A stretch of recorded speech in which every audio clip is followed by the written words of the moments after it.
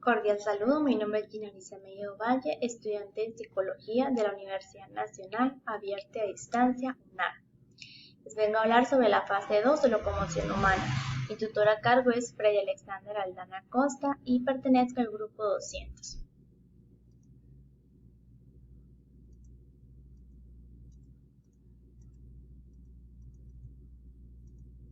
Sistema óseo. Funciones del sistema esquelético. Sostén. Los huesos son el soporte de los tejidos blandos y el punto de apoyo de la mayoría de los músculos esqueléticos.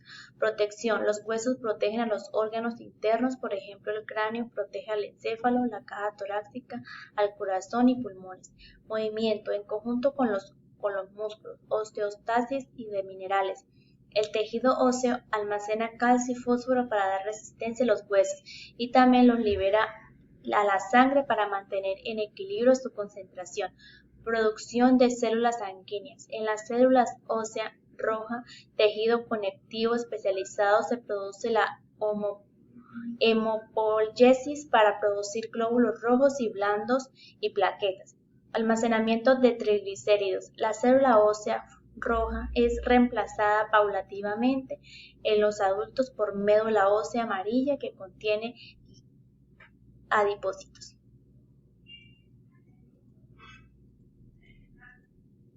La clasificación de los huesos según su forma. Los huesos se clasifican en huesos largos, huesos cortos, huesos planos y huesos irregulares. Los largos son tubulares, consta de diáfisis y epífisis. Tienen hueso compacto en la diáfisis y el hueso esponjoso en el interior de la epífisis. Por ejemplo, el húmero del brazo. Los huesos cortos, que son cuboidales, tienen tejido esponjoso salvo la superficie, por ejemplo, huesos del tarso. Huesos planos son delgados, compuestos por dos placas casi paralelas del tejido óseo compacto, que envuelven a otra del hueso esponjoso y brindan protección, por ejemplo, los huesos del cráneo. Los huesos irregulares que tienen forma compleja, por ejemplo, vértebras y algunos huesos de la cara. Y los huesos sesamoideos están en algunos tendones, a los que protegen del uso y desgarro excesivo, por ejemplo, la rótula. La cantidad de huesos del cuerpo humano es de 206. 206 huesos se agrupan en esqueleto axial formado por 80 huesos de la cabeza, cuello y tronco. El esqueleto apendicular formado por 126 huesos de los miembros incluidos la cintura, escapular y pelviana. Los huesos están compuestos por dos tipos de tejido óseo. El hueso compacto o hueso cortical es la parte sólida, dura y más extensa del hueso, tiene el aspecto de marfil y es sumamente resistente. Su interior está lleno de orificios y canales, atravesando por vasos sanguíneos y nervios. El hueso esponjoso, que se parece a una esponja, se encuentran dentro del hueso compacto y están formados por un entramado en forma de malla compuesto por pequeños trozos de huesos llamados trabéculas óseas. Aquí es donde se encuentra la médula ósea. Los huesos están compuestos por un armazón proteico de colágeno junto con un mineral llamado fosfato cálcico que confiere resistencia y dureza al armazón. Los huesos almacenan calcio, un mineral que pueden liberar en el torrente sanguíneo cuando esta sustancia es necesaria en otras partes del cuerpo. La estructura de los huesos.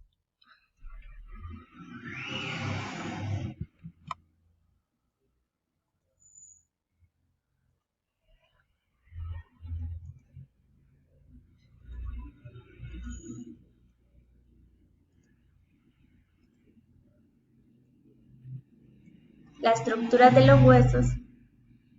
Los huesos se clasifican en diversos tipos según su forma. Hueso largo, como el fémur o el húmero, consta de las siguientes partes. Diáfisis es el cuerpo o porción cilíndrica principal del hueso. Epífisis son los extremos proximal y distal del hueso.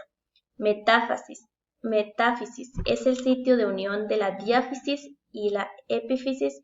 Su espesor va disminuyendo con la edad. Cartílago articular es la capa delgada del cartílago hialiano que cubre la parte de la epífisis de un hueso que se articula con otro hueso. periósteo es una capa resistente del tejido conectivo denso que rodea la superficie ósea que no tiene cartílago articular. Este protege al hueso principalmente en la reparación de fracturas, colabora en la nutrición del hueso. La cavidad medular es el espacio interno de la diáfisis que contiene la médula ósea amarilla grasa. Endostio es la capa que recubre la cavidad medular y contiene células formadoras de hueso. Entre los numerosos huesos del esqueleto se destacan los siguientes. El cráneo es el hueso más duro del cuerpo humano y que protege al órgano más vital de todos, el cerebro. Costillas son huesos que se extienden en pares simétricos en el torso y conforman una caja torácica que protege a los pulmones y el corazón. El cúbito y radio son los principales huesos de los antebrazos que se extienden a la par y que conectan los huesos de la mano con los del brazo. El húmero es el hueso principal del brazo que conecta los huesos del antebrazo con los del hombro. La columna vertebral es una serie de huesos o vértebras que se extienden en la espalda desde la nuca hasta la pelvis. La función es proteger la médula espinal, que es la principal causa del sistema nervioso del organismo. La pelvis es el principal hueso de la cadera y uno de los más grandes del cuerpo que conecta la columna vertebral con los huesos de la pierna. El fémur es el hueso de la parte superior de la pierna y el más largo del cuerpo. Tibia y peroné son huesos que se extienden a la par en la parte inferior de la pierna y se conectan del fémur con los huesos del pie. El sistema muscular es el conjunto de fibras y tejidos musculares que constituyen la red necesaria para movilizar y mantener firme el esqueleto. Este permite que el cuerpo realice posturas y movimientos determinados en el caso del humano. Constituye el 40% de la masa corporal total y tienen más de 600 músculos diferentes. Los músculos en su mayor parte están conformados a voluntad por el sistema nervioso central del individuo, aunque muchos otros responden a reflejos, como en el caso de los músculos cardíacos que no cesan de latir mientras viva el organismo. Cantidad de músculos en el cuerpo. Son 650 músculos voluntarios, hay músculos involuntarios, aunque aquellos sobre los que no tenemos control alguno. En total, el cuerpo de una persona tendría de entre 650 y 840 músculos, voluntarios e involuntarios. La composición del músculo, las células que componen los distintos músculos del cuerpo se llaman miocitos.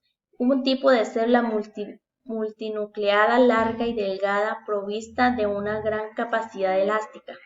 Mediante las contracciones y elongaciones, las células integran fibras de tamaño que se necesiten y movilizan las distintas partes del cuerpo. Existen 3 tipos de músculos. Está el músculo liso, llamado también viscerales o involuntarios, debido a que no están controlados conscientemente por el sistema nervioso central, sino que corresponde al sistema nervioso vegetativo, como en el caso del sistema excretor y el sistema reproductor. Los músculos estriados. Los músculos están unidos a los huesos y responden al control voluntario del individuo, como en el caso de los músculos del globo ocular, de la boca y de las extremidades. Los músculos cardíacos son los músculos que componen al corazón y cuya contracción y distensión es involuntaria y continua. Este ejercicio se realiza unas 100.000 veces por día, por eso son algunas de las fibras musculares más fuertes del cuerpo. Las funciones de los músculos. Las funciones de los músculos son: locomoción, permite mover al individuo, desplazarlo en alguna superficie, permite caminar, correr. Postura, mantiene la forma del cuerpo estable incluso en reposo y cada parte del cuerpo en su lugar correspondiente. Movimientos de los órganos internos, maneja los órganos internos como el intestino y el corazón, permitiendo que desempeñen su función. Estabilidad, los músculos mantienen el cuerpo equilibrado en su sitio. Información, la contracción de la musculatura puede revelar dolencias en algún tipo de cuerpo. También nos permite adoptar expresiones que transmiten información a quienes nos rodean. Protección, la musculatura junto con el esqueleto defienden los órganos internos de posibles agresiones y mantiene a resguardo nuestro interior.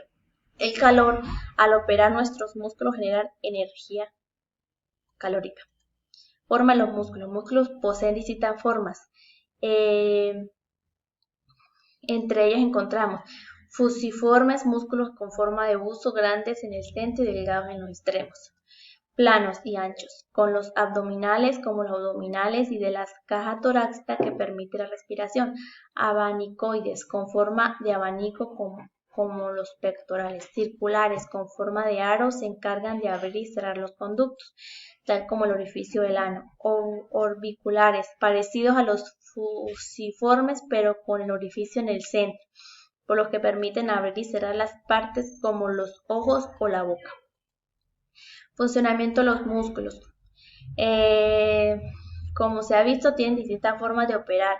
Podemos identificar 3 tipos: voluntarios, los que llevamos a cabo con plena conciencia, como mover nuestras extremidades; involuntarios, aquellos ajenos a nuestro deseo, pero de alguna manera hacen notar, como los viscerales; autónomos, aquellos que no dependen de nuestra voluntad y operan de acuerdo a un programa totalmente independiente, como son los cardíacos. Y los músculos de la parte anterior y posterior. En la parte anterior del tronco, los abdominales, los pectorales permiten reflexionar el tronco y los intercostales mueven las costillas durante la respiración. En la parte posterior están los trapecios, unen la cabeza, los hombros, la espalda y los dorsales permiten levantar y poner derecho el tronco, girarlo. El sistema nervioso permite señales en el cerebro y el resto del cuerpo, incluidos los órganos internos, que de esta manera la actividad del sistema nervioso controla la capacidad de moverse, respirar, pensar. El sistema nervioso desempeña un rol que prácticamente todos los aspectos de nuestra vida y bienestar. La guía para las actividades diarias como despertarse, las actividades automáticas como leer, pensar, recordar y sentir emociones. El sistema nervioso controla lo siguiente: crecimiento y desarrollo del cerebro, sentidos como el tacto, la audición, percepción en el proceso mental de interpretar la información sensorial, pensamientos y emociones, aprendizaje, memoria, movimiento y equilibrio, sueño, sanación y rehabilitación, estrés y la respuesta del cuerpo al estrés.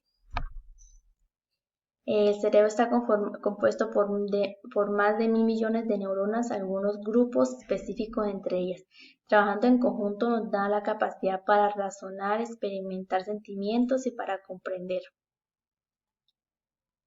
La composición de las neuronas. Una célula nerviosa neurona se compone de un gran cuerpo celular y de fibras nerviosas, una prolongación alargada denominada axón para enviar impulsos y habitualmente muchas ramificaciones denominadas dendritas para recibirlo. Las neuronas se pueden clasificar en base a numerosos parámetros. Lo más importante son su función, ubicación y morfología. De acuerdo a su función, las neuronas pueden clasificarse en 3 categorías: neuronas sensitivas, aferentes, las cuales conducen impulsos nerviosos desde la periferia hacia el sistema nervioso central; neuronas motoras, eferentes, que conducen impulsos desde el sistema nervioso central hacia la periferia; y las interneuronas, las cuales se interponen a veces entre neuronas motoras y sensitivas. Su función es integrar y modular la comunicación entre ellas. El sistema nervioso central está conformado por el cerebro y la médula espinal. La médula espinal se conecta a una sección del cerebro llamado tronco. El sistema nervioso central controla la mayor parte de las funciones del cuerpo, transmitiendo mensajes entre el cerebro y el resto del cuerpo de forma bidireccional. El sistema nervioso periférico es un complejo de neuronas sensoriales, ganglios, grupos de neuronas, nervios. Este sistema está conectado entre sí y también al sistema nervioso central y regula las funciones. El daño a los nervios periféricos puede causar debilidad, entumecimiento y dolor. El sistema nervioso periférico está conformado por el sistema nervioso somático, sistema nervioso autónomo y sistema nervioso periférico. Consta de neuronas sensoriales y motoras.